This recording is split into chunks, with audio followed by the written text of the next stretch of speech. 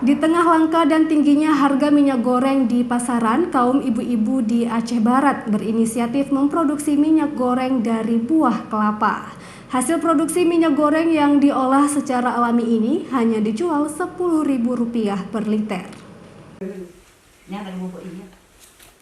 Kaum ibu-ibu di Kecamatan Samatiga, Kabupaten Aceh Barat ini terpaksa memproduksi minyak goreng sendiri akibat sulitnya mendapatkan minyak goreng curah di pasaran.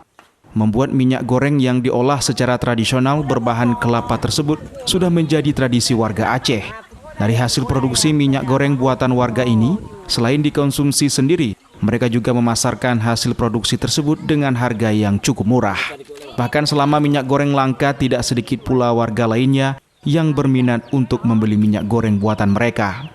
Minyak goreng olahan ini dibanderol dengan harga Rp10.000 per liternya. Untuk membuat 1 liter minyak goreng, mereka membutuhkan 10 buah kelapa yang diambil dari kebun kelapa sendiri. Proses pembuatan minyak goreng ini tidaklah mudah. Usai kelapa dikupas dan diperut, selanjutnya harus diendapkan selama 20 hari. Setelah itu barulah dijemur dan diperas menggunakan alat tradisional yang terbuat dari kayu. Setelah mendapatkan minyak goreng, terakhir barulah dimasak hingga baunya hilang dan minyak kelapa siap dikonsumsi dan dipasarkan.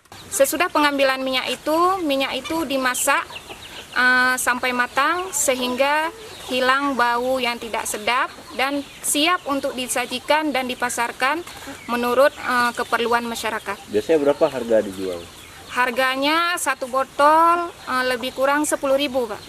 Nah, bagi Anda yang sulit mendapatkan minyak goreng saat ini, olahan minyak kelapa warga Aceh Barat ini bisa menjadi solusi.